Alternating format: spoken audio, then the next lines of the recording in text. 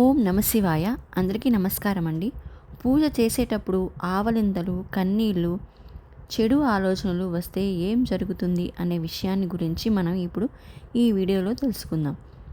సాధారణంగా మనలో కొంతమందికి పూజ చేసేటప్పుడు, భగవంతుని ఆరాధన చేసేటప్పుడు కన్నీళ్ళు, ఆవలింతలు, నిద్ర, తుమ్ములు, చెడు ఆలోచనలు వంటివి వస్తూ ఉంటాయి. అయితే ఇలా ఎందుకు జరుగుతుంది అనే ఆలోచన చాలామందికి ఉంటుంది. ఇలా జరగటం మంచిదా? కాదా? దీనివల్ల ఏమైనా చెడు జరుగుతుందా? అనే ఆలోచనలు చాలామందిని వేధిస్తూ ఉంటాయి. అసలు పూజ ఎందుకు చేస్తాం? భగవంతుని యొక్క సంపూర్ణ అనుగ్రహం కోసం చేస్తాం. అలాంటి పూజను ఎంతో భక్తి శ్రద్ధలతో చేసుకోవాలి. అలా అంటే ముందు మన మనసు అనేది చాలా ప్రశాంతంగా ఉండాలి. కానీ కొన్ని సమయాల్లో మనకి తెలియకుండానే మన మనస్సు అనేది చెడు ఆలోచనల వైపు వెళ్ళటం జరుగుతుంది. ఆవలింతలు రావటం, తుమ్ములు, నిద్ర రావటం వంటివి జరుగుతాయి. ఇలా జరుగుతున్నప్పుడు మనం దీన్ని 2 రకాలుగా విభజించాలి.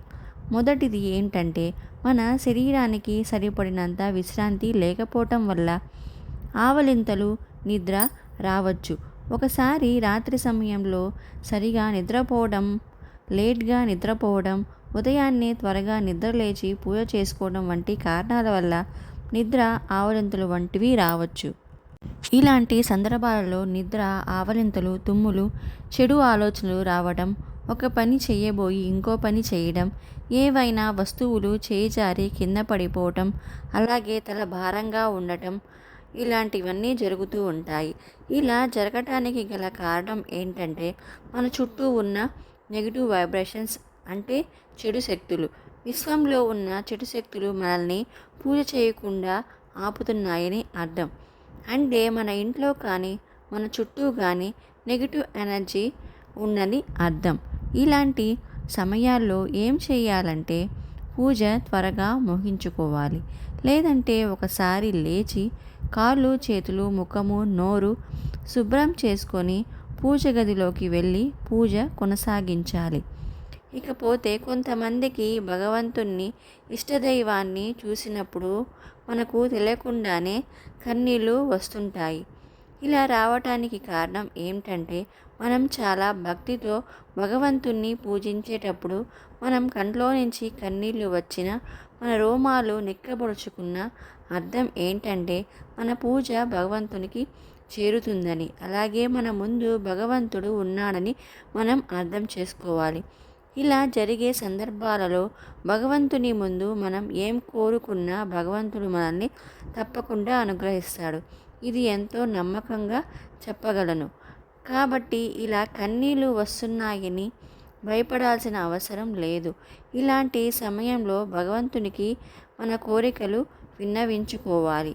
పూజ చేసేటప్పుడు ఆవలింతలు, నిద్ర, చెడు ఆలోచనలు, మనసు పూజ మీద నిలపలేకపోవడం, ఇవన్నీ కూడా మన చుట్టూ నెగిటివిటీ ఉందని అర్థం చేసుకోవాలి.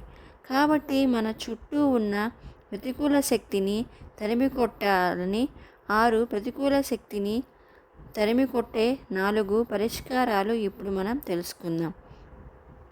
మొదటిది, సాంబ్రాణి ధూపం వేయండి. ప్రతినిత్యం ఇంట్లో తప్పక సాంబ్రాణి ధూపం వేయడం వల్ల ఇంట్లో ప్రతికూల శక్తి తప్పక తొలగిపోతుంది. అలాగే ఇంట్లో గొడవలు, చికాకులు, సమస్యలు కూడా తగ్గుతాయి. ఇక రెండవది ఏంటంటే, ఇంటిని సరిగా శుభ్రపరచడం. ఇంటిని తుడిచే నీటిలో అప్పుడప్పుడు పసుపు, రాళ్ళ ఉప్పు వేసి శుభ్రం చేయడం ద్వారా ఇంట్లో ఉన్న ప్రతికూల శక్తులను తప్పగా తరిమి కొట్టవచ్చు. ఇక మూడవది ఏంటంటే, ఇంట్లో 2-3 రోజులకు ఒకసారి, లేదంటే కనీసం వారంలో ఒక రోజు అయినా కర్పూరం, లవంగాలను వేసి కాల్చండి. అలాగే పూజ ప్రారంభించే ముందు కర్పూరంపై ఒక పూర్తి లవంగం ఉంటే మొగ్గలో పువ్వు అవి ఊడ్చి కాల్చాలి. ఇలా చేయటం వల్ల అక్కడ మనల్ని పూజ చేయకుండా ప్రతికూల శక్తులు అన్నీ కూడా తరిమి కొట్టబడతాయి. నాలుగవది ఏదంటే, భక్తి పాటలు వినటం, స్తోత్రాలు చదవటం లేదా భక్తి విశేషాలు చూడడం వంటివి చేస్తూ ఉండడం మంచిది. కాబట్టి పూజ చేసేటప్పుడు ఈ సంకేతాలు కనిపించిన వారు ఈ 4 పరిష్కారాలను ప్రయత్నించండి. ఒక్కసారి 2 సార్లు చేసేసి మాకు ఫలితం లేదు అని అనుకోకూడదు. ఇలా నిత్యం చేస్తూ ఉండటం వల్ల మీరు మార్పు అనేది తప్పక గమనిస్తారు. కాబట్టి పూర్తి భక్తి విశ్వాసం నమ్మకంతో ఈ పరిష్కారాలను ప్రయత్నించండి. ఈ వీడియో కనుక మీకు నచ్చినట్లయితే మీ ఫ్రెండ్స్కి షేర్ చేయండి. అలాగే మా కొత్త వీడియోస్ మీకు వెంటనే చేరాలంటే మా ఛానల్ను సబ్స్క్రైబ్ చేసుకోండి. పక్కనే ఉన్న బెల్ ఐకాన్ని క్లిక్ చేయండి.